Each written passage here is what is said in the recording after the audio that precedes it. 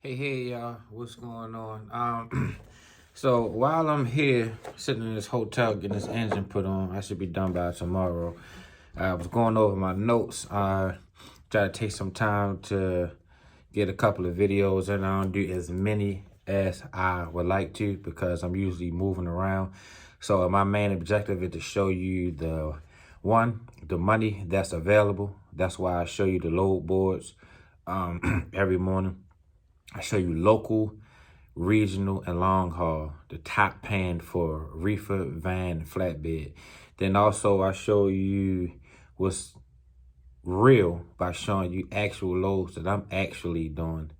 And then I prove it by showing documentation. Every now and then I show my factoring sheets, or if I'm challenged, I will show a rate com because I'm not a bullshitter, and I hate for somebody to think that I actually got time to be on the internet faking jacks, as they used to call it. So what do we got here? My new book, how to travel for free and make $400,000 to $500,000 a year with a criminal record and no college degree. This is a series or a continuation of my first book, How to Make $250,000 a Year with a Criminal Record and No College Degree. My first book, I was targeting criminals. All of mine are targeting criminals, ex-felons, or potential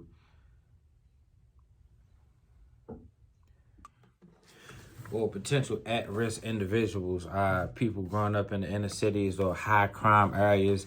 My whole entire goal is to stop individuals from breaking the law, to show them that the same things that we wanted from the game, the cars, the clothes, all of these things, to be able to travel, to have girls and do all these things, you can get in a different way. We chose that because that was the most available avenue that you could reach out and touch almost any inner city youth or adult. We don't have to go further than our porch or to the corner store to find a way to get into the game. I'm showing people how to get the same money we got there in this avenue, which is trucking. So we're going from the streets to the highways. My claim, $250,000 a year with a criminal record and no college degree, was an understatement. My first year, I did $277,000 with my single truck. We made more than that, but just counting my one unit. $250,000 a year is only $5,000 a week. That's not a lot of money.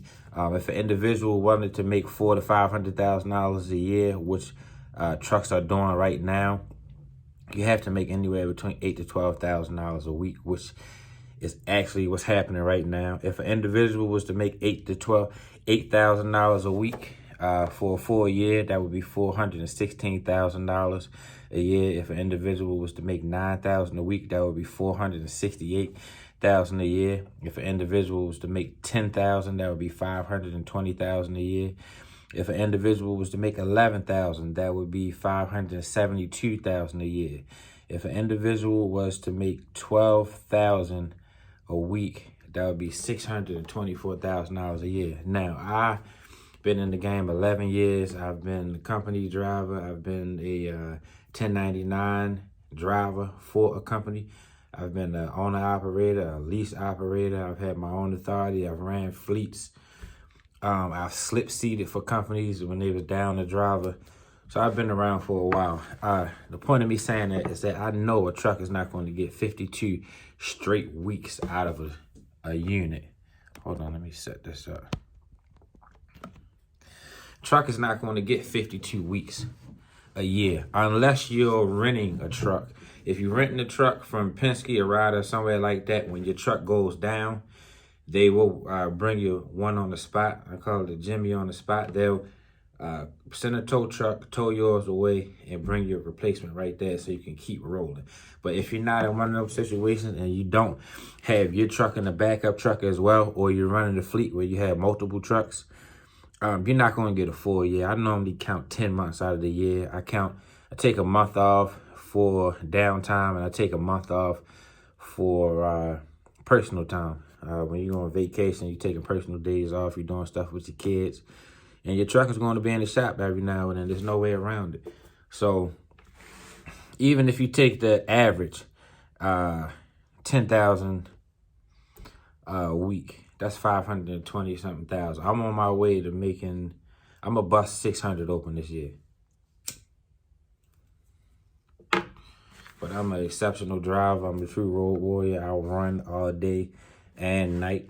And I do a lot of miles. I do 500 to 700 miles a day. So you can't add my numbers with somebody else unless you're willing to put in the work. If you're willing to put in the same amount of work as I put in, then you'll make the same amount of money or even more. One other thing, I don't claim to be the individual making all the money in trucking. It's not a competition. I could care less what your rates are. I see people challenge some of the rates I put up and say they get more, or they don't believe that the rates are true. This is not about how much money I'm making. This is not I was raised to be discreet because of my lifestyle. So it's not in my best interest to tell people what I make. What I'm doing is waving the flag. I'm waving the flag to say, hey, y'all see this is jumping over here. Why don't y'all leave that and come over here? And if you don't know how to come over here, I'll show you and walk you through it so you can get over here, be successful over here, and stay over here. Another disclaimer, I don't know everything about trucking. But I'm a giving person that's in my heart and it's in my brain. So whatever I do know, I share it willingly because I believe individuals should do that. And I wish somebody would have did it for me and they didn't. So I learned the hard way, and I'm taking the challenge away from y'all to have to skin your knees falling off the bike when you could just put trainer wheels on it, learn and roll with that until you pick up the pace and then get on your own. So that's the income piece. Why are rates up right now? Or they were. I'm starting to hear people talk about rates are going down. Let me get this thing straight. I got a couple calls this week. People complaining about rates going down. But this book was written a couple months ago. And at that time, there were several reasons why rates were up. Trucks normally, when I started, were doing 23 to 27,000 a week, or excuse me, a month. At the time of me revising this updated sequel, to my first book, trucks were doing $40,000 to $50,000 a month. We went from doing 5,000 to 7,000 a week to doing 8,000 to 12,000. I've had some weeks where I've did 14,000, 15,000. I even had one where I did, I believe it was 24,000 that week. I'm talking solo. So let's get into why. One thing, COVID. During COVID, people were not allowed to really go anywhere. So and truckers are essential workers. So you saw a spike in van loads. You saw van loads starting to pay more money. Traditionally, I wouldn't even mess with a van. But I started seeing vans make pretty good money. I even ran one for a little while. And the reason is people couldn't go outside. People couldn't go anywhere but the grocery store and things of that nature. And so toilet paper, water, canned goods, foods, all of that stuff has to be transported in a van. But when you really saw the spike, when I updated this here book, the country was opening. So what was happening was people were in a mad rush to go outside. And so all these goods, products, and services were booming because of this updated traffic. So you had more people being active, and the more people are active, the more transactions take place. And so America is a capitalistic society. We're based upon commerce, buying and selling, transactions. And the bottom line to a transaction is transportation. You can purchase it online, but it has to get to you by a truck, whether it be a 18-wheeler or a box truck or a cargo van. Products can get into the country by plane or a boat. It can get across the country by a train or a plane. But in order to get to that end consumer, it has to get on some sort of a truck. And with the influx of people being outside when the country first started phasing open, that created what I call the gap. And there was a time where the inflated cost of running the trucking company, fuel, equipment, all of these things were still low. But because of the amount of transactions taking place, freight rates went up. So there was a time where there was this big gap in the middle where fuel was still low and rates were extremely high. And we were killing them during that time. We were absolutely killing them. Inflation is another thing. As products started to cost more, people who were already in the game were benefiting from it. So when transportation costs go up, that forces the person selling the product to raise their prices because they're not going to take the hit. They're going to roll the hit over to the general public. So as we started charging more, they had to start charging more in order to keep up with profits because they still have ongoing cost. So the reason why rates went up during that time was one, COVID and the country opening up. And then also the country started opening up right when the season was opening up around March. The end of February, March is when trucking starts to pick up anyway. So the country was opening up. It was trucking season anyway. And it was prior to the gap where prices were still low as far as operating costs, but rates went up. You had the gap, which I just talked about, where prices were still low, operating costs, and freight rates were up, and then you had inflation. So all of that contributed to truckers making more money, or trucking companies making more money. So that was why the book had to be updated from $250,000 a year to $400,000 to $500,000 a year. Another thing I got in this new book is cheat sheet, fast lane to trucking. If you're trying to get started and you're starting from ground zero, the first thing you're going to need is an ID.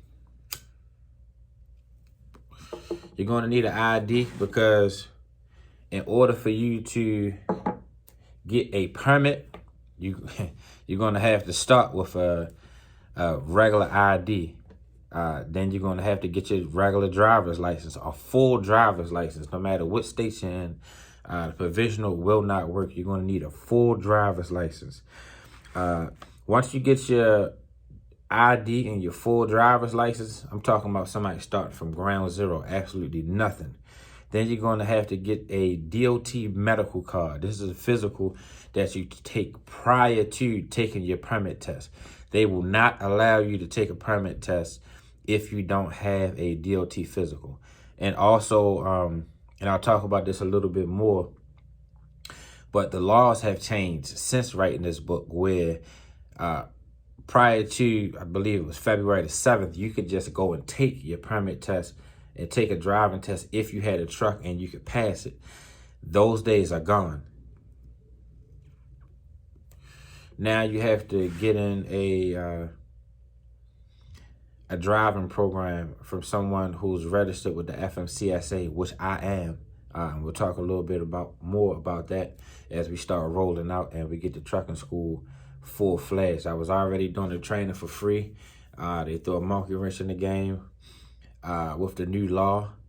I'm compliant with the new law, so now I'm able to legally train any individual across the whole entire United States. What you got here? So you get your DOT card, then you're going to want to go and take your permit test. Once you get your permit test, there are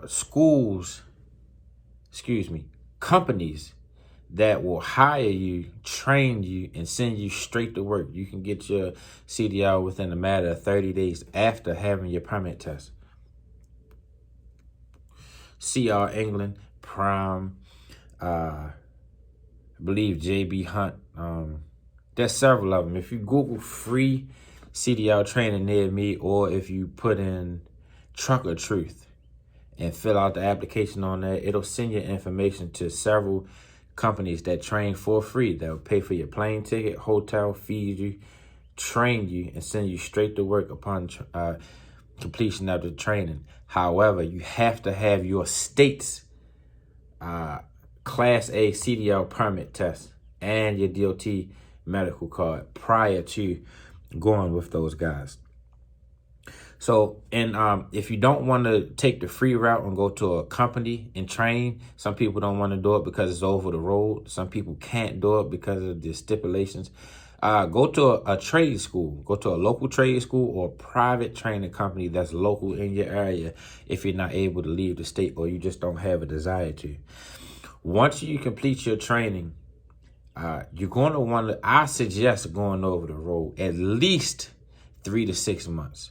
Go over the road for 3 to 6 months, even if you have the money to purchase a truck. And the reason why you want to do that is because if you go out and buy a truck right out the bat, a school is teaching you to pass a test. They're not showing you how to drive. They're showing you what you need to pass the test. You won't learn how to drive until you get out there and driving. That's one of the reasons why I personally suggest going to a trucking company to get training, because they're actually sending you on loads as a part of your training. They're teaching you to drive for them as opposed to a trucking school or a private trainer training you to pass the test. The only way to learn how to drive is by driving. And there's some things that only experience can teach you. You're going to mess up along the way. It's better if you mess up on somebody else's dime, the way it's not costing you so much money, or you put all the money you got, jump out there, get in the game, and then get knocked out of the game because of a big maintenance issue. So, and these things happen, and there's some incidents that could be avoided if you had a little bit more experience, but there's some things that's just going to happen. I still mess up things. I still hit things, nick things, break things. So don't rush out and get a truck. Drive for somebody at least 3 to 6 months so you can get a feel for it, and so you don't get out there and ruin your equipment straight out the gate. After you get your 3 to 6 months experience, if you're starting from zero, get into a lease purchase program. There's lease purchase programs where you can get a truck with no money down, no credit check. All you need is a CDL. You can go and run for these companies. You can make $2,500 to $3,000 a week. I've made as much as $7,000 a week.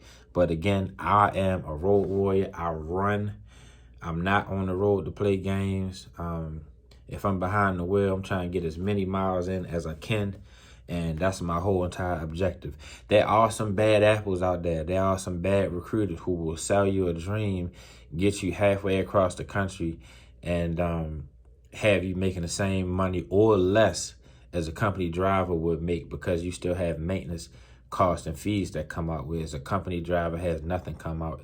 That it's all profit because they get paid based upon how much they drive. Don't let those bad apples discourage you. I've been with some of them. You had to kiss a lot of frogs until you find the prince, as they say. No homo for you guys that's insecure. You're going to have to go to company to company to company to find out which one is the best fit for you, if that's what you got to do. But once you get your CDL, you got 3 to 6 months experience, jump into a lease purchase program. And the reason why I want you to do that is because it'll increase your earning so you can start saving faster in order to get your own unit. While you're in this lease purchase program, once you found the right one that pays you correctly, you should be making $2,500, $3,000, $3,500, even more. ATS was one of the highest paying companies I've been with. But you got to have a year experience with those guys. But there's companies out here that will pay you decent. While you're doing this, save $200 to $300 a week for a year, more if you can. That'll get you $10,000 to $15,000 for the year. 50 weeks times 300 is 15,000. 50 weeks times 200 is 10,000. That will get you a unit.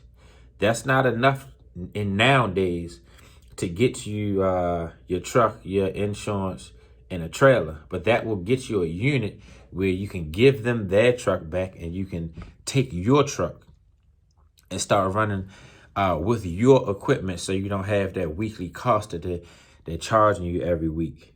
While you're doing this, after you've saved up your 10 to 15,000, went and purchased your truck and gave them back theirs, that's half of the battle. Only thing next you need is a trailer and insurance. Then your authority is running. But while you're working for them, still be building for yourself. You want to be filing for your LLC or your INC. You want to file for your authority, even though you're not running under your authority. You want to get on the DAT load board so you can start cross-referencing the loads they're giving you versus the ones you're doing. Versus the ones that are available in the same lane, so you can mentally see the difference in money that you'll be making and be motivated to move to the next step. At this point, you have your truck. You want to start, and your company is set up. You're on the load board. You want to start looking for a trailer. You can make it as power only with your own authority. I don't suggest doing it. If that's the only way to get in the game, go for it. You got to do what you got to do until you can do what you want to do. That's my motto in life in general. However, if you can avoid it, have a trailer before you activate your authority, because when you're doing power only, you're dictated by the load. When you have your own trailer, you dictate the load. Also, during your first 21 business days where you can't leave the state, depending on which state you live in, it's going to be difficult because you can only pick from the loads that are available. And if the available loads are leaving out of your state and you don't have your trailer where you can dictate your own loads, you're going to be put in a bind. While you have your truck and you're looking for a trailer, you want to get an insurance quote. You want to get an insurance quote because insurance is high. Insurance is a difference between the owner-operator and somebody who has their own authority.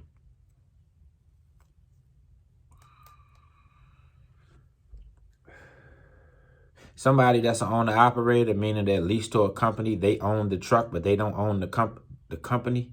They may be paying $150 a month, $300 a month. Somebody with their own authority, I've paid as much as $3,600 a month. I started off paying $1,700 a month. But as you go and you get infractions and inspections and things, your insurance rate raises.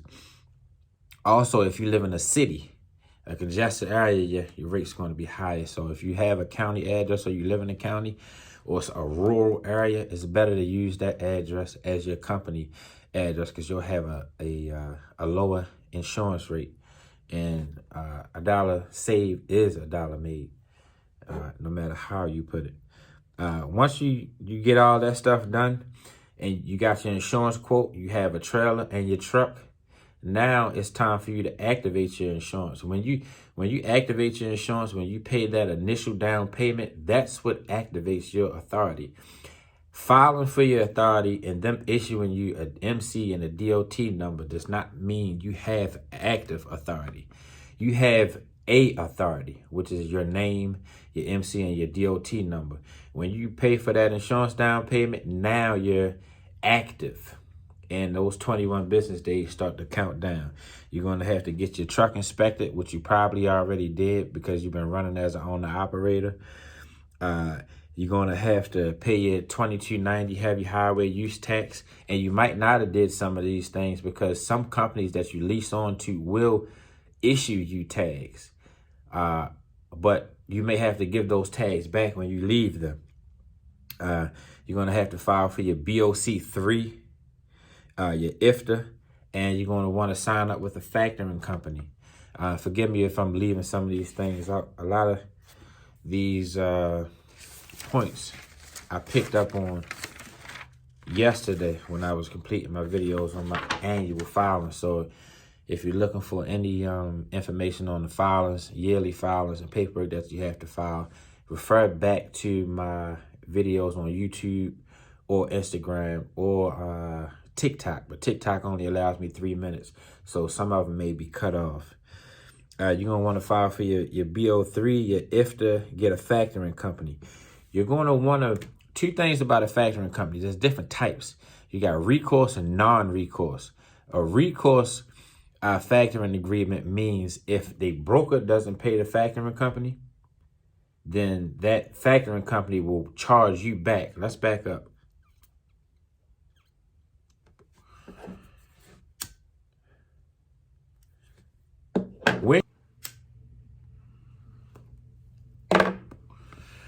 When you book a load with a broker is normally agreeing to pay you on a net 30, meaning in 30 days, unless they have some type of quick pay option, which they'll pay you quicker and you have to pay a percentage.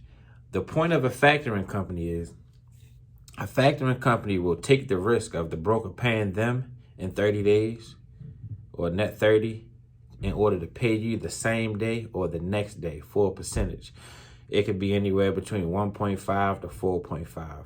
Some of them may be higher, some of them may be lower if you're factoring a higher percentage. And also, the more you start to factor, you can go back and renegotiate. But the point I was getting at is recourse and non-recourse. If a broker does not pay your factoring company in a set amount of time, whether it be 90 days, 60 days, if it's recourse, they will recourse that debt back to you. That's the easiest way I know how to help an individual remember the difference between recourse and non-recourse. That debt that was set on course to be paid from the broker to the factoring company, if the factoring company is not paid by the broker, they will put that money back on course to being paid by you. They've already paid you. So what they'll do is, as you submit more loads, they'll hold the money from those loads.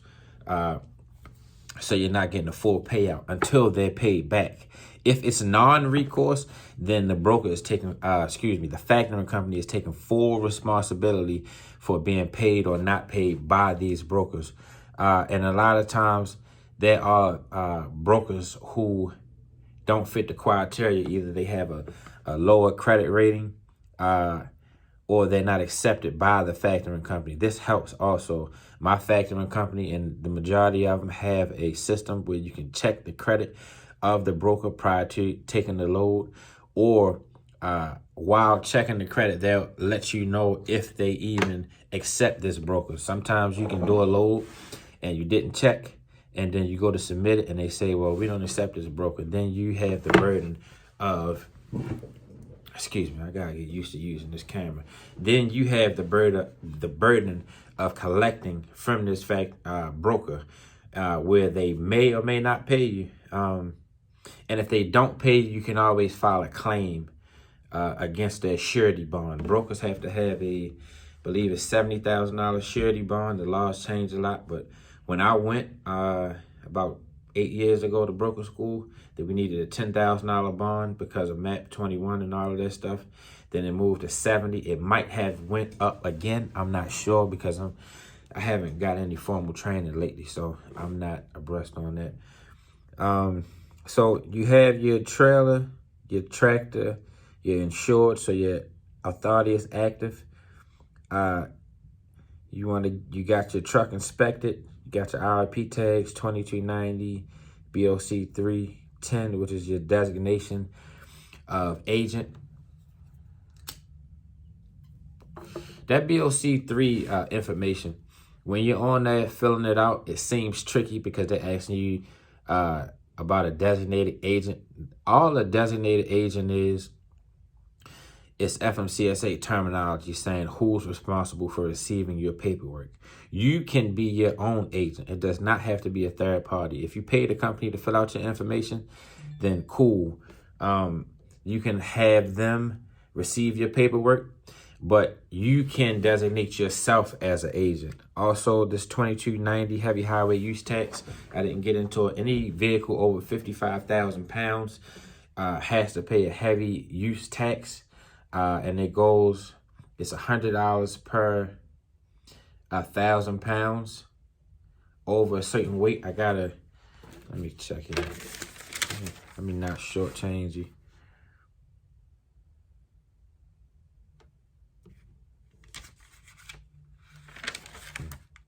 I gotta go back in my notes and figure out the exact weight. But it's what? It's normally about $550 a year if you got a semi tractor and trailer. You can look it up. It's not difficult. I just don't have it right here. And for the sake of time, they only allow me to record but so much. If the factoring company, make sure your factoring company has a fuel and a maintenance card. The reason why that's important, because speaking for the majority, not saying people have money problems, but most people, if you are like me, I put up all the money that I had to get my first truck. I remember it clear as day. They had a deal out in, with a promotion out in River City, Michigan, $2,000 down for a truck. They pay for your plane, the hotel, up to $500. I was working down the port at the time. I got them to fly me out, put me in the hotel, gave them $2,000. I didn't even have money for fuel to get home. Actually, I ran out of gas on my way to work on my first day. I used to live on Caroline Street. I was parked on Dallas, which is slanted. All the diesel the little bit that I did have, slid to my passenger tank. And as I was coming up the hill, about to approach North Avenue, uphill, it cut off. So we made it work, but the point I'm getting at is having a fuel and maintenance account helps. And your factoring company will give that to you, not based on credit, but based on you factoring with them, because before they administer any funds to you from your broker, remember, the broker, you booked a load with the broker. The broker pays your factoring company in 30 days. Your factoring company agrees to pay you today or tomorrow. Before they give you any money, they're going to take what they're owed. So it's not based on credit. It's based on you being approved to factor with them. So they'll give you a fuel card that'll help take the bite off when you first starting off.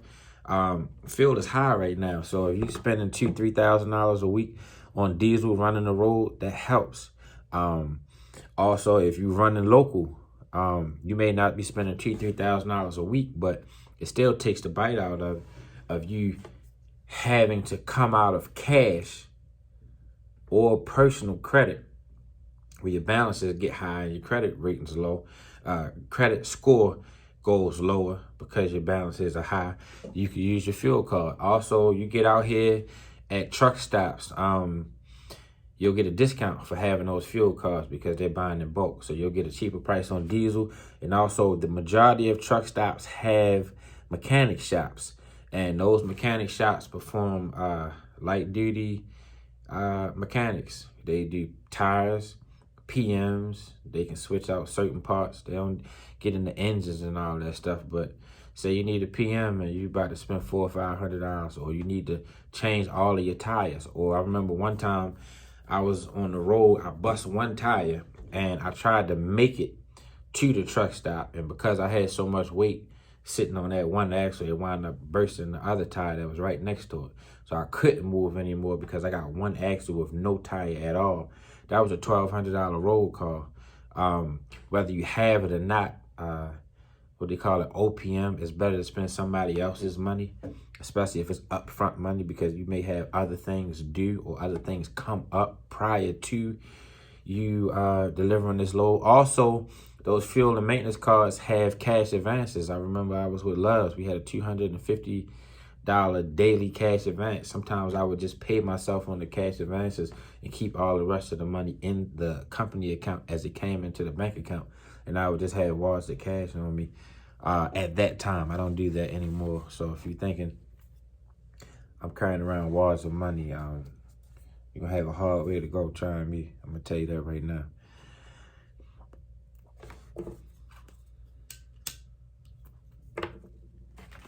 Whether I got it or not. Fuel and maintenance. I saved $10,000. Back when I started, I was running the port. I did that for my first 5 years. You could expect to spend about $10,000 a year on maintenance. most trucks, you're not going to have real big maintenance issues.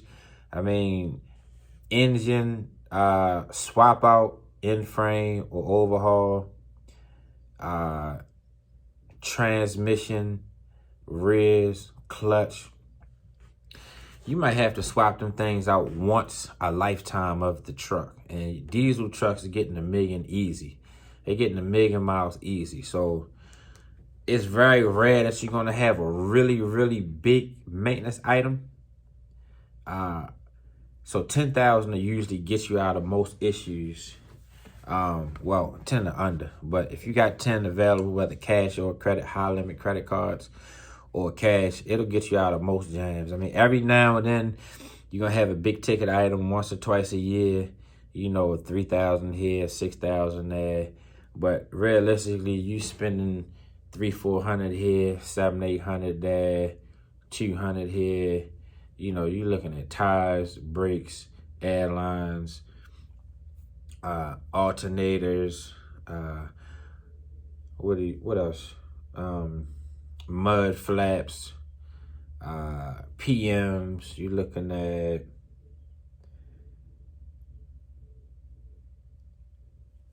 air dryers, air compressors, coolant, things of that nature. You're not going to be busting out, you know, $10,000-$15,000 every time you turn around. And that's a side note for a lot of y'all that's afraid to jump out there and get a truck because you think you don't have enough money. Aside from purchasing the truck, maintenance is not going to completely knock you out the game straight off the bat unless you're spending all the money that comes in and you're not prepared when something does happen. And it normally happens at the most unexpected, inconvenient time. And at all times when you get hit with the two-piece with the biscuit, as I call it, where you got one thing after another happening. I mean, this week, shoot, I had starter went up. After the starter, and the water pump went up. I mean, excuse me, the water pump went up. Then we had the air dryer. Then we had to replace the air compressor and the air lines. Now we doing the head. We talking all this within not even 10 days. So there are times where you get hit with a two-piece with the biscuit, but that's life in general.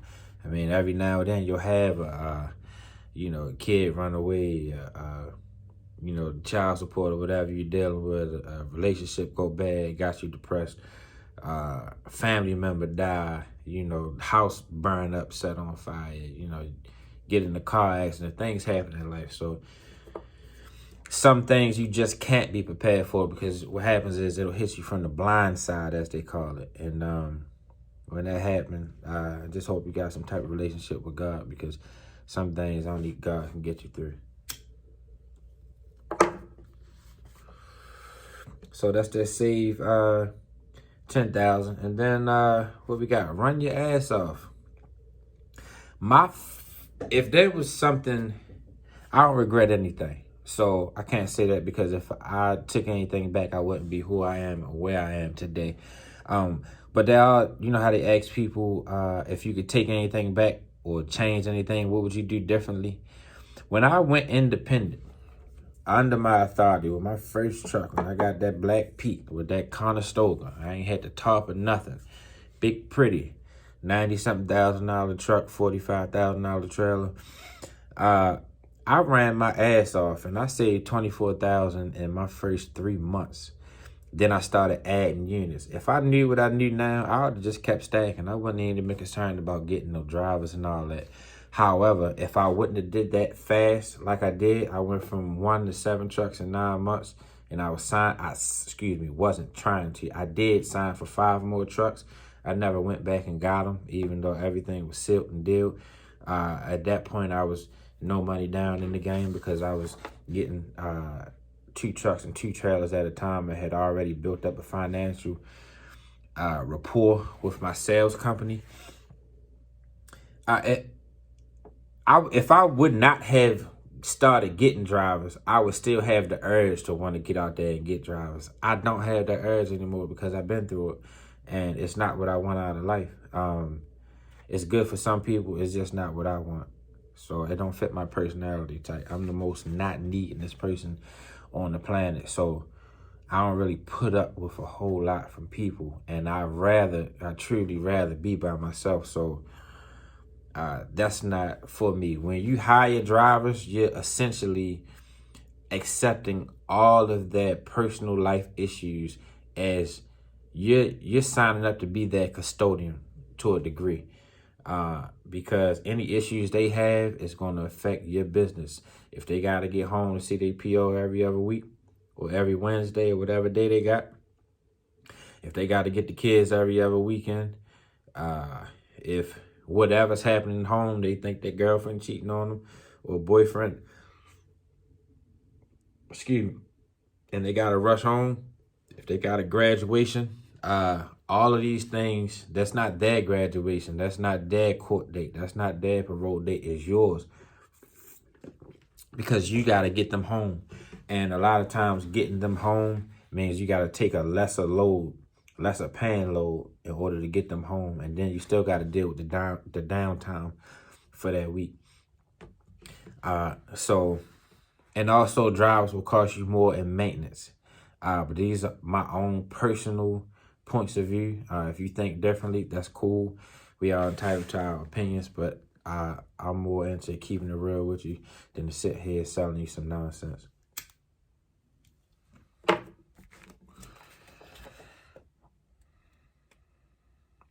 Okay. So on your personal work, your personal progress work, while you're doing all this, work on your credit. I'm not a credit expert, but I have took credit classes. I work with credit repair companies, and I've read a lot of books on credit, and I'm still active dealing with my own personal credit. If you wanted to, you'll go further with good credit than you will with a bunch of cash. There's some things where cash just won't get you. You got to have some sort of a credit. Well, you could be putting 50% down. They still won't try to deal with you if your credit is not up to par. So work on your credit. If I had to give any tips, I would say credit mix. One, you want at least 3 to 5 credit cards for your credit mix. If you're not getting approved for credit cards, get secured cards. You can go to any bank, give them $300, $500, and they'll give you a credit card with your own money on there. And the reason why that makes sense is because they'll report your spending habits to the credit bureaus, as a debit card won't do that, and you'll start building credit. Also, along with the 3 to 5 credit cards, you're going to want at least 2 revolving loans, like a car loan or a mortgage or a student loan. And what else? Credit is reported on a 24-month period. Well, let me back up before I get into that. I was looking at 10 years, like bankruptcies and things of that nature will stay on there for 10 years. Then you got 7 years where any negative items that have gone untouched with no activity can be taken off after 7 years. And then you got your 24-month. If you look at the bottom of your credit reports, depending on what credit bureau you're looking at, you'll see a payment history. If you can pay all of your bills that report to your credit bureaus on time for a 20-month period, that will significantly increase your credit score. And then also 6 months. You can make a big impact within 6 months. There's a lot of credit companies out there that will help you dispute items and all these things, but I would say start off on your own. Anything that's older than 7 years, or even if it's not, just dispute it. And if they can't prove that it's you or that it's accurate within 30 days, then they have to take it off. So that's a start, but you want a credit mix, and you want to pay all your bills on time, and you want to keep your balances at least 30% of. So if you got a $1,000 card, you want to keep it at least 300 or under. 10% is better. But you know, to each his own, and life happens to people. Also, every 6 months, You want to call your credit bureau. I paid a lot of money for this information. I'm telling you, I'm like a modern day Robin Hood. I went to a seminar and they gave us a script. I think I paid $1,600 for this seminar, and just off of this one script got me $5,000 on one card, which was worth it because just that one jewel paid for my whole entire seminar. But every 6 months, you want to make sure all your balances are low, and that wait to the reporting period so they report low on your credit bureaus, and ask for a credit increase. Ask for 5 times more than what you have. I'm telling you, you don't have to believe me. This is the script that they told us. I used it and it worked. Things may have changed over the years, but this is what they told us. This is what I used and it worked. So if you got a $1,000 card, ask for $5,000. If you got a $5,000 card, ask for $25,000. If they deny you, go up the chain of command all the way to the highest you can go. And if they still don't want to do it, tell them you want to cancel the card. They may try to negotiate with you. If your credit profile is not where it should be for them to even try to negotiate with you, yield out. But if you've been doing what you're supposed to do, they'll do it. I'm telling you, I did this. I believe it was a Armando Montalongo real estate course I went to. Laws changed, things changed. They may have changed since then, but I'm just reiterating what was taught to me and what I used and actually worked. What else you got? Oh, yeah, personal progress. Work on your credit. Save some cash.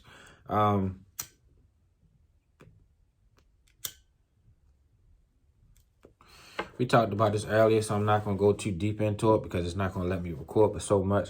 But you're going to want to at least have $10,000 available in case you get into some sticky situations out here. They happen at the most unexpected time. So you're going to want to have some cash set aside. Personal progress. Have a license. A lot of people are into, I'm just going to buy a truck, put a drive in it, and lay back. That works for some people.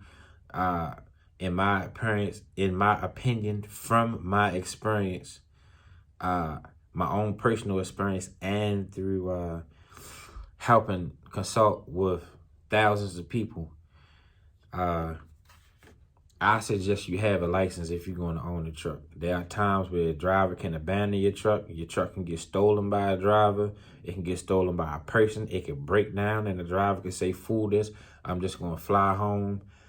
It could be parked somewhere and they're calling saying, "Hey, if you don't move it, we're going to tow it." And you may not be able to get a hold of your driver. It may be in the middle of the night and they laid up and they see you calling. They're not going to answer because for what? I'm off. Or you're going to have to be paying people to move stuff every time you turn around. And also, in my own personal opinion, you make more money as a driver with your own authority, truck and trailer, than you will with drivers, depending on the amount of drivers you have. When I started, 5 to 7 trucks is how many you needed to gross $1 million a year. Right now, 3 trucks will gross you $1 million. But as far as on a profit tip, you make more profit driving yourself, and there'd be less headache. But it all boils down to personal preference and what you want out of life and your own personality as a person, how you deal with people. What else? Tandem axle versus sleeper. Excuse me. Day cab versus sleeper. I would say if you can afford it, get a sleeper. Sleepers do not cost that much more than day cabs. And also, even if you're running local, there are times where you may get somewhere and it's 5 trucks waiting. Or the assembly line may be down and you got to wait a few hours and you can't get loaded or unloaded. Or if you run local and you're trying to jam loads in to make your week more profitable, you may want to get up earlier, or you may be working really late. You may have been the last one to get loaded and you want to be the first one to get unloaded. And instead of you driving an hour home, it may make more sense for you to drive 45 minutes, an hour and a half, 2 hours to the next shipper, go to sleep, get unloaded, get reloaded, bust a load, get reloaded, and then come home the next day. So even though you running local, that does not mean that you coming home at 4 or 5 o'clock every afternoon. When I was running the port, I was getting up 4 or 5 in the morning. I wasn't coming home till 11, 12 at night, sometimes 1 at night. The way I may only be home 3, 4 hours a night, to where it wasn't even really worth me even being home, aside from to come home, take a shower, get some fresh clothes, and had the luxury of saying I came home. That's about it. So in my opinion, I would rather have a sleeper. You can make it with day cabs. I know plenty of people who do, close friends. I've had day cabs. I've ran cross country in the day cab because, once again, my motto, do what you got to do until you can do what you want to do. But if given the option, I say get a sleeper. They don't cost that much more than day cabs. Think twice about drivers. Once again, the thing about drivers is right now, and it's been like that since I started. I've been driving for 11 years. When I started, they were selling us on the idea that there's a shortage of drivers. And that remains true. The majority of people that I know who own multiple trucks are not fully staffed. Or if they are, they keep a driver for a set amount of time, a few months, a year or so. Then that one's gone and they're getting another one. Drivers have a high turnover rate. So you're going to constantly have to market and create some type of system where you always have drivers either seeking you or where you're finding them. And you got to have a constant rotation of drivers coming in and coming out. And also, once upon a time, I thought paying people more was the way to keep them. That's not true. You can overpay somebody. If you take somebody that's used to making $800, $1,200, $1,500 a week, and then you bump them up, and now they're making $2,500, $3,000 a week. Now all of a sudden they have things to do with that money. So it's Monday morning, you can't get a hold of them. Why? They're in the hotel laid up.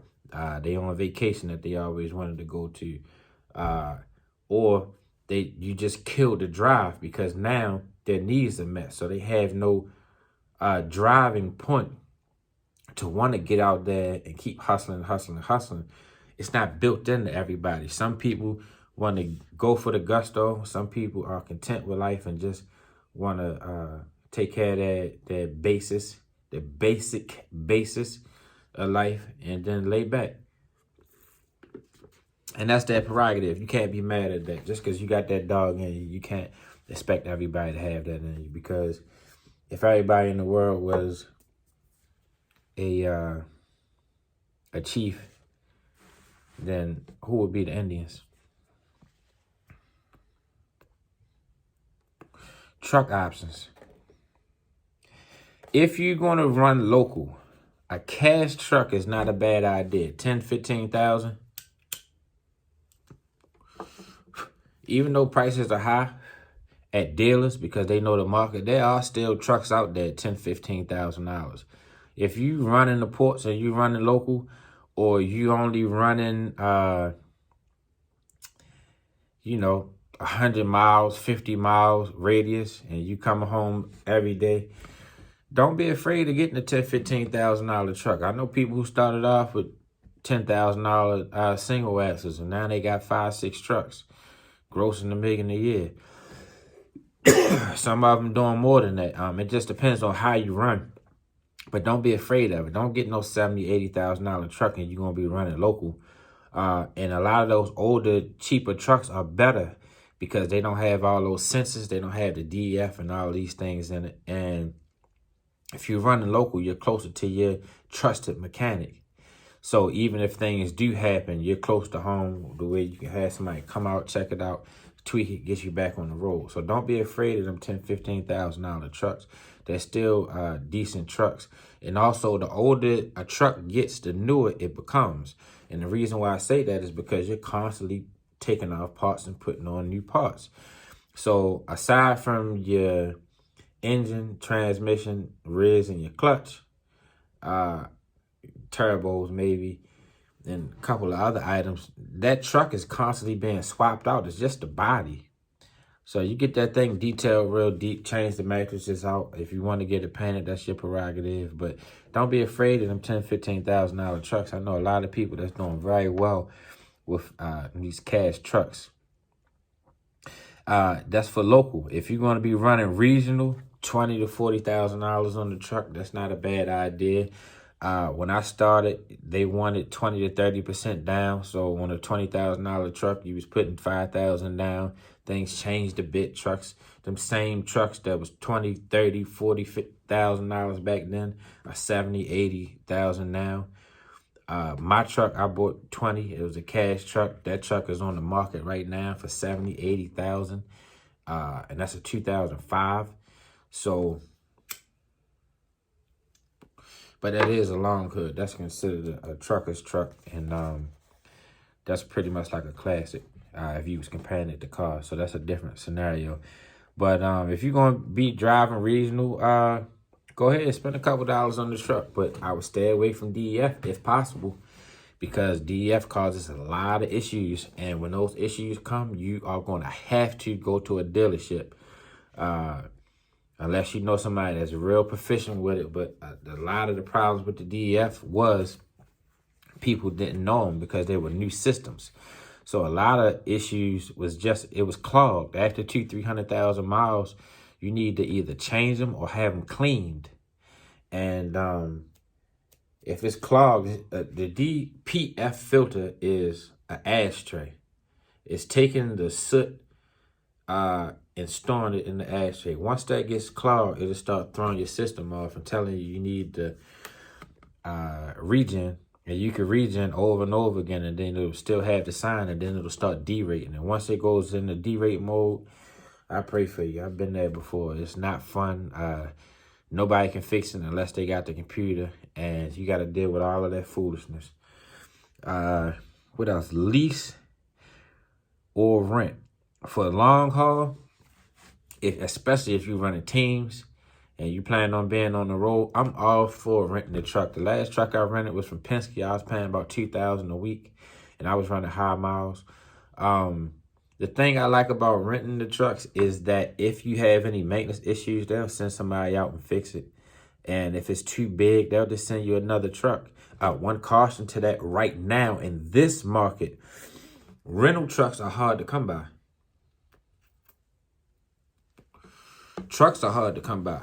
A lot of new trucks are still sitting on the lot because they don't have the chips. They got the whole body, but the chips are not there. So if you notice, a lot of rental companies have older trucks in their fleet. They used to only keep them 3-4 years, maybe 5 years, and then sell them, put them on the sales market. Now you got 7-8 year trucks still being rented because the market is so tight. And then also right now, you got to put $15,000 down for a security deposit. I was getting in, it was $5,000 back then. So things have changed. However, the point of getting at is if you on a long haul mission by yourself or you run teams, I don't think anything's wrong with renting because it'll stop a lot of maintenance issues, and it'll keep you running to where you can get a full year as opposed to being broken down in different places. And also, these pirate mechanics out here, no offense to nobody, but you get in these towns, don't know nobody, they will take advantage of you and charge you up the wazoo. And trust me, I've been there, man. I got sold the ECM before, $4,700. I ain't even need it. All it was a wire on the battery. You jiggle the wire, the truck cut right back on. They kept that truck for 3 months. And on top of that, I spent like $2,500, $2,700 on the side of the road trying to avoid the shop. And still, you know, but that comes with experience. And the point is, if you plan on running the road, I'm not opposed to a rental. And even getting brand new trucks, you can have issues with brand new trucks because they have issues coming off the assembly line. And when I was building the fleet, I was getting 2-year-old trucks, Peterbilts. They had like 200-something thousand miles on them. I remember when I was going back to get my 5th and 6th truck, because I started off with mine.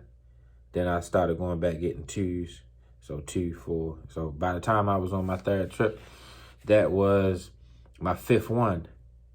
This one particular truck, we talking about a damn near brand new truck. It didn't even make it home. It took me 3 different times. Put it in the shop, Came back, got a few hundred miles, cut off again. It did that 3 times until I got home. Derated. And you talking about, at this time, I'm running loads. I'm catching Greyhounds to go pick up trucks. And I'm on a nonstop mission, so I'm not taking luggage. So you're in the middle of the wintertime, truck cut off, no heat. You ain't got no blankets, one layer of clothes, middle of the night, Midwest. It's freezing. You know, but these are things that you go through out here in this game. I try to document as much as I can. Not to brag about things, but just so you can get a realistic idea of the things to look forward to, because it's not all booking loads, stopping places, having fun, eating different foods, and collecting money. There's some hardships in between there. However, trucking is not hard in itself as far as being complex. It's not.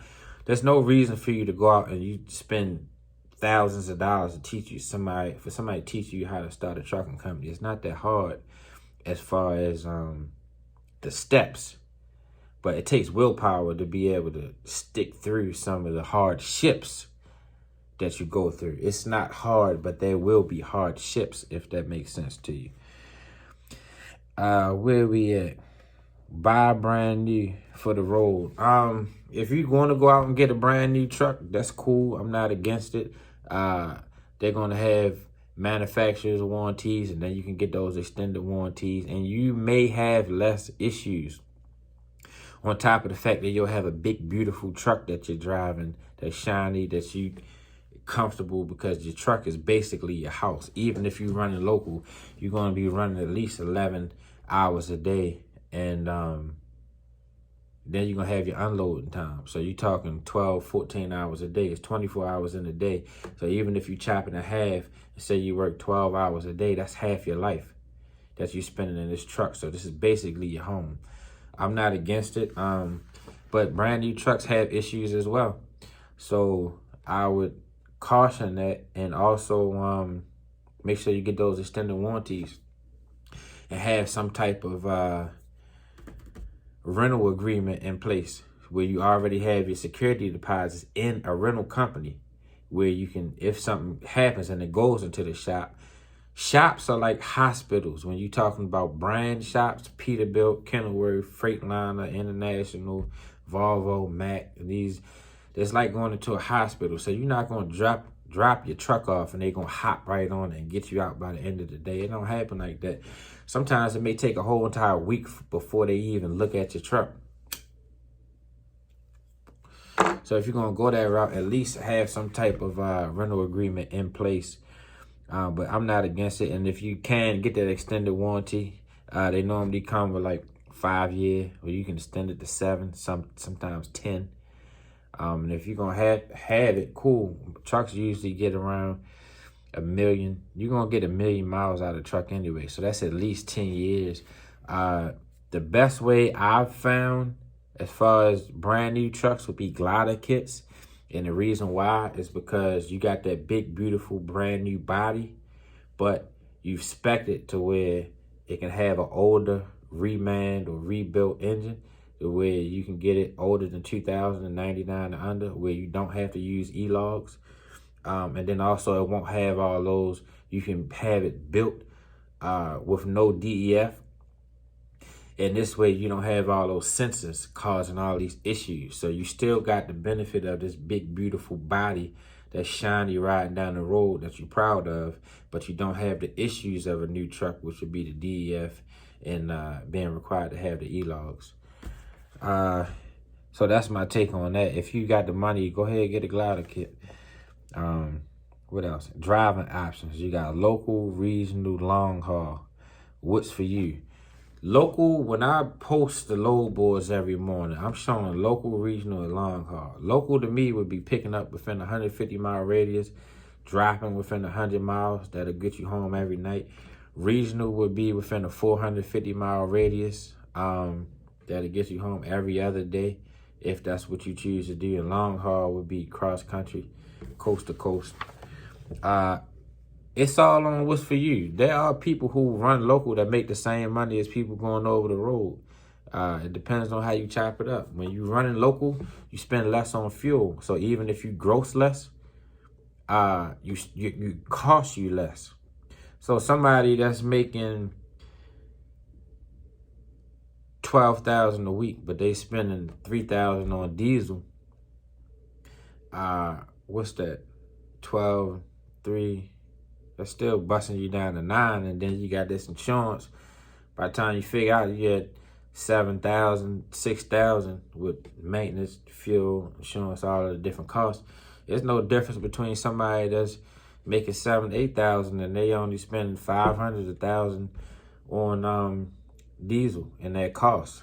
Don't quote me on the numbers. I'm going off the top of the head. The general idea what I'm making is a local person can gross less and still make more, possibly, not all the time, because their expenses are less. Same thing with a regional. So it all boils down to what's for you.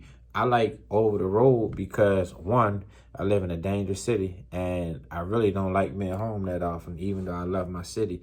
Out of sight, out of mind. And also I like to stay away from the bullshit. The more I'm home, the more I hang out and go around the neighborhood and go around old friends. And then you wind up in situations that you could avoid it if you was being productive and on the move. Also, I like to collect my money in lump sums. I like to collect 5,000s, 7,000s, 4,000s, 8,000 sometime, as opposed to me getting 1,200, 1,500, 700, 600, 900, 1,800. I like to collect a lump sum. And then I know once this load delivered, bam, I got that transaction coming in. Then I can move and shake with this. Even though sometimes it still adds up to the same, it's less transactions and it's one glob of money as opposed to collecting pieces and pieces. That's the difference between somebody selling nickels and then somebody selling eighths.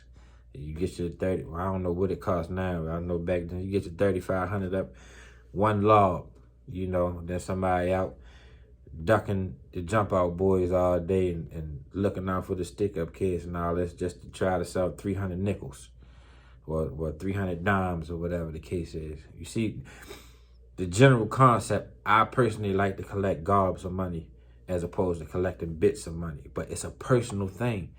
And it also boils down to your personal life. How is your life set up? You got kids, you got a wife, all these things. You got parents or whatever you got to take care of, elderly in your family. So it's strictly a personal choice. There's no right or wrong. It all boils down to what's best for you.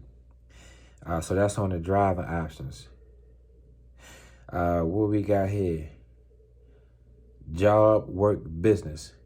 Company drivers versus owner-operators versus having your own authority. What's for you? Company drivers, back then, I'm not sure what they're making now. They was making anywhere between $900 and $1,200 a week. 1,500 when it was jumping.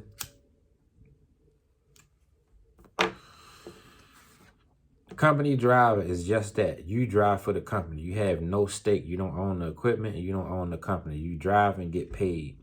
An owner-operator is somebody who either owns their own truck, rents their own truck, or leases their own truck, but they don't own the company. So I could have a truck and then I could sign on to John Jacobs Trucking, right? John Jacobs is responsible for the insurance of the company and the freight. And they book the loads for me and they pay me. But I own the truck. So I purchase, rent, or lease the truck. I'm responsible for the maintenance and fuel of the truck. So it's a partnership. You could be on the 70-30, 75-25, whatever your split is with the company. That's the difference between a company driver just drives for the company. They have no stake in the business. An owner-operator owns and operates his equipment, but he doesn't own the company. Somebody with their own authority owns the truck, the trailer, if they have one, as well as the company. They're responsible for paying the insurance, booking the loads, collecting the payment. So when you have your own authority, you have 100% independence. Back then, owner-operators was making $2,500. $3,000 a week running out of the port. Some people could be making more. I haven't been on the operator in a minute, so I'm not sure what the up-to-date numbers are. Then you had somebody with their own authority could be making $5,000 to $7,000 a week when I first started. Now they're making $8,000 to $12,000 a week. So these are updated numbers. But back then, company drivers were making anywhere between $900 to $1,200 a week, sometimes $1,500 in the summertime, or when traffic is high. Owner operators was making $2,500 to $3,000 a week. People with their own authority was making $5,000 to $7,000 a week. I'm not abreast to those older numbers. I do know people who own companies who are paying company drivers $2,000 a week, $2,500 a week, sometimes $3,000 a week because of what the market is now. These are independent companies, not the big boys who paying y'all by pennies per mile, which I would stay away from if I was you. So the numbers have significantly changed. But once again, the company driver drives for the company. They have no stake in the company. They just drive and get paid. An owner operator owns and operates his equipment, but he doesn't own the company. And the person with that owner authority owns the equipment as well as the company. So it's all based on what's for you. If you want my opinion, start off as a company driver, somebody who's starting with nothing.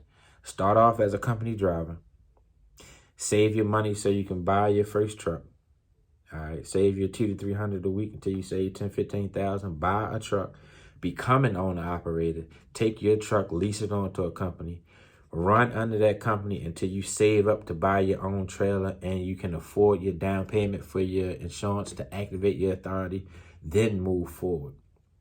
Unless you're fortunate and already have the credit or the money to go straight in, then I would say get your license, get 3 to 6 months of driving experience, then go purchase you a truck and a trailer and activate your authority. But don't do it right off the bat, because there's certain things you can only learn by fucking up, and you don't want to fuck up on your own dime.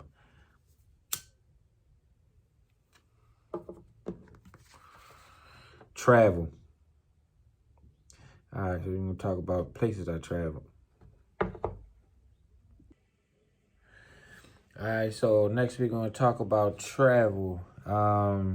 Places I've traveled, activities, informations, loads headed there, load profit breakdown. This is the benefit to traveling and trucking. So if any of y'all have been keeping up with me, you see that I have been all over this entire country. And the title of this book is How to Travel for Free and Make $400,000 to $500,000 a year with a criminal record and no college degree. I took a year and a half off to stop at all the major cities. So every week, a few years ago, I'm a little burnt out from that stuff now. Well, not burnt out, it's just not exciting to me anymore because I already did it. I went to every major city. By Thursday, I was pulling up somewhere, staying there Friday, Saturday, Sunday. I did all the activities, took all the tours, did all the extreme stuff. I mean, I've been to Miami, New Orleans, Las Vegas, LA. These are travel centers, so that's why I'm pointing them out. I've been to them places so many times that it's not even fun. I mean, I've been to all these places a half dozen to a dozen times in a year, some of these places. So one of the benefits to trucking is you can travel for free and have fun while making thousands of dollars per week. I've done all types of activities. I have been parasailing, I've driven speedboats, what do you call those? Jet skis. I've been snowboarding. I've climbed mountains, kayaking, skiing, snowboarding, dirt bikes. Ridden dirt bikes out in Salt Lake City in the mountains. That was awesome. 4-wheelers, the Grand Canyon, the Hoover Dam, Mount Rushmore. I mean, anywhere you can think in the United States, I done been there at least once. I mean, Niagara Falls. I mean, you name it, I've been there. And guess what else? I went to all these places free. Matter of fact, I take that back. Not free. I was paid to go there because I was taking the load. I've been to all different types of nice restaurants. I mean, there's towers in the United States. There's about 5 places that have these giant pillars with restaurants on the top, like balls that spin around in 360. One of them is Reunion Tower. I believe that's in Dallas. I've been to the Space Needle up in Seattle. I've been to the Building of Americas. Was that San Antonio? I believe that was San Antonio or Austin. What else? The Atmosphere, the Stratosphere out in Las Vegas. And then Memphis has one. It's not so much a pillar. It's a giant pyramid. It's the Bass Pro Pyramid. A lot of people think that's just a store, but that particular one is a giant pyramid made out of mirrors, but on the very top, there's a restaurant up there where you can see the whole entire city line. And that's how all of these places are. I've eaten all different types of food, barbecue eel, pig brain, frog legs, a lot of the stuff I did so long ago, it's not even registering right at the tip of my mind. But the point is, you can travel for free. It's like you're living on a non-stop vacation. You're getting paid to travel. You're meeting all type of interesting people. I've met so many different celebrities and people just from being in the right place at the right time, traveling and looking the part also. Thing of caution, be careful out here. A lot of y'all, if y'all single, you're getting out here, you're going to be meeting a lot of women. Strap it up because it's dangerous out here. And also be careful because you're in other people's territory and everybody ain't so friendly. So just be mindful of your surroundings while you're out here traveling. Have your fun. Don't be on no tough guy stuff because everybody ain't having it, just like you ain't having it. And when you out of bounds, you're at a disadvantage. Carry yourself like a man. Men respect men. I've always been greeted and accepted with respect and admiration everywhere I go. So, carry yourself correctly. What else we got here?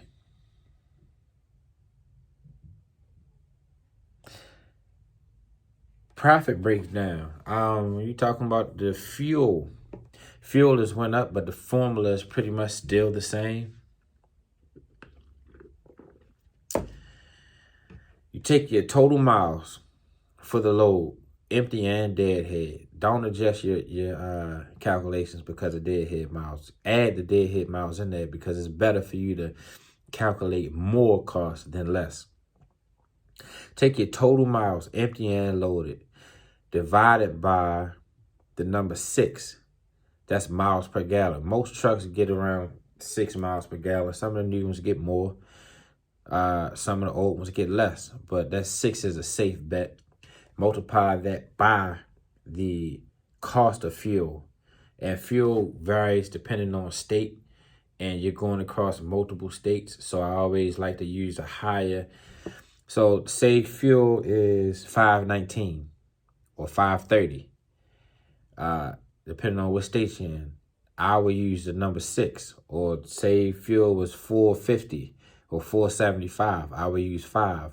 So I would take my total miles, empty and loaded, divided by miles per gallon, which would be 6, multiplied by the rounded up cost of fuel. And that's how you get how much your fuel costs per load. And that's why you can tell if a load is worth it to you. Tolls are a little bit harder, but you won't really run into a lot of tolls unless you're in the Northeast. So, you got the Northeast. Florida has tolls. Chicago's got tolls. Some Midwest places got minor tolls, but nothing heavy. But if you have a truck GPS, it'll give you your route and it will calculate your tolls, although they're not always 100% accurate. So that's how you calculate profits per load. What else we got here? The conclusion. I'm from Baltimore City, right? I was raised by a single parent, right? My brother died when I was a teenager. I met my father at age 10. I was in special education. My right-hand man been in prison. Chip, that's my cousin. He got locked up when he was 17. That was '01, so I had to be about 15. He got 21 years and we was thick as thieves. Matter of fact, if we had the same amount of classes in night school, I probably would have been arrested the day that he got arrested because we would have been together. He just so happened to get out of school one period earlier than me. I've been to prison. I've dealt with mental institutions to a degree. What else? I used to hustle. I was shot. I've been arrested for attempt murder and all different types of things. I've filed bankruptcy before. I've gotten a DUI on my record. I've had trucks in fires. I've had trucks go in the flood. I've been through just about any type of challenge you can think of. And this is just some pointers I'm putting down here. But if you ever talk to me personally, you'll see that the road has not been rocky, although it has not been as bad as some as well. And I give my mother a lot of credit and my family because they worked very hard to change the situations we came out. I'm one generation away from project living. My grandfather and grandmother been in them same buildings for about 40-something years. All 7 of my mother's siblings, all of them together, grew up in those same places and worked real hard to get out of there, although I still deal with the residuals of living in the inner city. I didn't come up in the same exact circumstances, so I give my parents a lot of credit. And a lot of y'all that come from good homes, y'all should stop trying to live up to this street life I had it so hard deal, because you're really discrediting all the hard work that the people who try to change the situation for you have done. So stop trying to live up to that. And a lot of people who make it where they're going, stop making that the focal point, because young impressionable minds are looking up to that and they believe it has to be like that in order for them to be solidified or valid. And it doesn't. There's nothing wrong with you coming from a good household if you do. My children will come from a decent household because that's what I choose to do. And there ain't nothing wrong with that. And that's what everybody should be aspiring to. So push that I'm so hard shit to the side, because we fucking up a whole entire generation that's leaning on us for inspiration, education, and direction. And we throwing them to the dogs with this foolish mindset. There's nothing wrong with being smart. There's nothing wrong with reading the book. There's nothing wrong with going to school. There's nothing wrong with having one girlfriend and y'all growing together and getting married, having children, and creating a family. There's nothing wrong with that.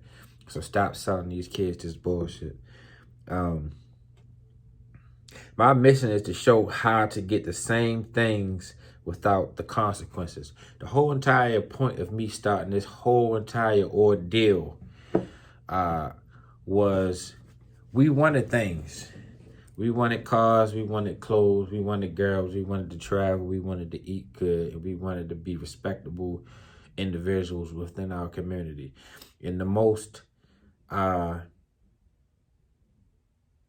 available avenue we had was to either sell drugs, rob, scheme some type of way, gamble, or we used to call them pretty boys, to be a ladies' man. You had a few options to where you could create some type of self-identity for yourself within the community. And the reality is there's more options, especially today. Blacks don't have it as hard. We still have challenges, but it's nowhere near as tough as it was. We got the internet. Anything you want to know or learn is right at the fingertips. You used to have to go to college in order to get some type of a good job. That's gone. We're living in the age of the entrepreneur, so everybody should be taking advantage of that.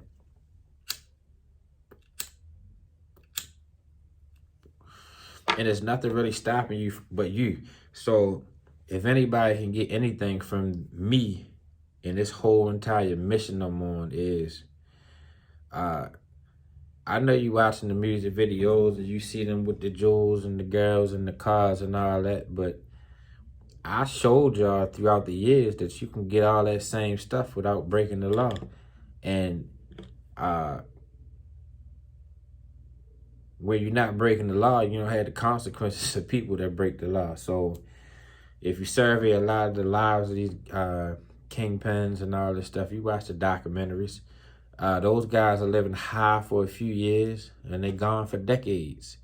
So you get with what I'm showing you and what I've proven works through my actions, you can live high without the consequences and not being gone for decades and continue to live life on a decent status. If you can't make it in this world with,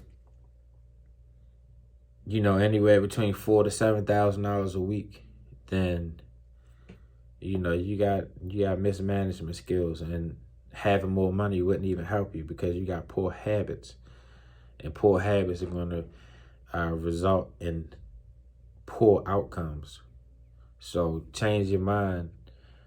Your mind will change your actions. Your actions will change your results, and your results are your life. That's what creates your reality.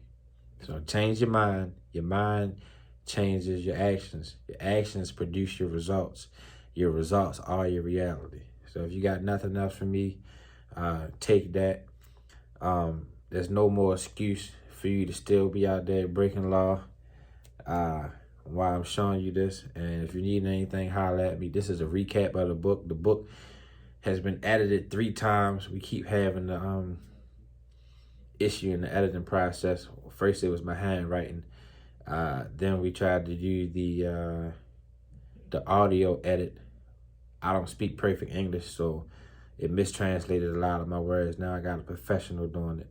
So once that gets done, we're going to put it out. But until then, this is a recap of the PowerPoints of how to travel for free and make $400,000 to $500,000 a year with a criminal record and no college degree. Until next time, peace.